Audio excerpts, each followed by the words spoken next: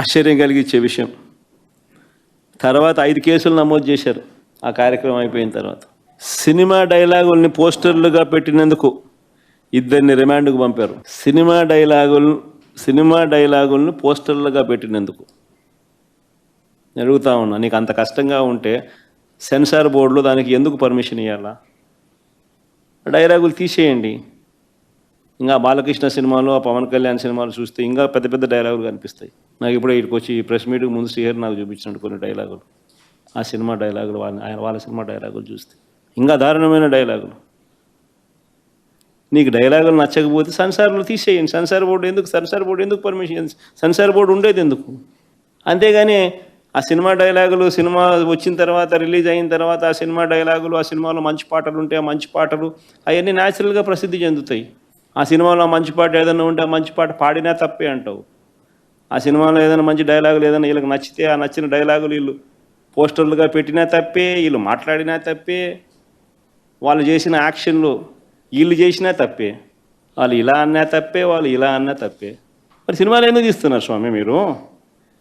ఆపేసేయండి, మూసేయండి. ప్రజాస్వామ్యంలో ఉన్నామా లేదా అన్నది నిజంగా ఆలోచన చేసుకోవాలి మనం అంతా. ఇలాగొచ్చే నష్టపోయింది. అదే సినిమా డైలాగులు రాసుకున్నాడు, పాట పాడితే పాడినాడు, డైలాగులు కొట్టినాడు. ఇలాగొచ్చే నష్టమైంది అంటాను నేను. గుమ్మడికాయలు దొంగంటే భుజాలు తడుముకున్నట్టుగా ప్రతిదీ కూడా వాళ్ళు ఏమన్నా కానీ నిన్నే అన్నట్టుగా నువ్వెందుకు బాధపడతా ఉండవు? 131 మందికి నోటీసులు ఇచ్చినారు. 131 మందికి నోటీసులు ఇచ్చినారు.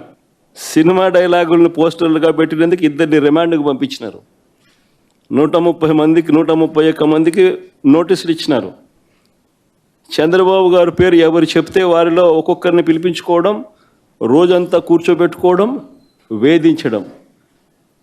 ఛార్జ్షీట్లు గమనిస్తే అండ్ అదర్స్ అని చెప్పి ఖాళీగా వదిలిపెడతారు. అంటే వాళ్ళకి నచ్చినోని ఇన్స్టాల్మెంట్ బేసిస్ కింద ఎప్పుడు కావాలంటే అప్పుడు ఇరికిచ్చేదానికోసం. స్థానిక ఎలక్షన్లు కానీ ఇంకొక ఎలక్షన్లు కానీ వచ్చినప్పుడు వీళ్ళ అదర్స్లు అందరినీ కూడా జాయిన్ చేయించేసేస్తారు. చేయించి వీళ్ళందరినీ ఎలక్షన్ల ముందు ఎత్తడం. ఎందుకు ఇంత కుట్రలు చేస్తూ ఉండరు?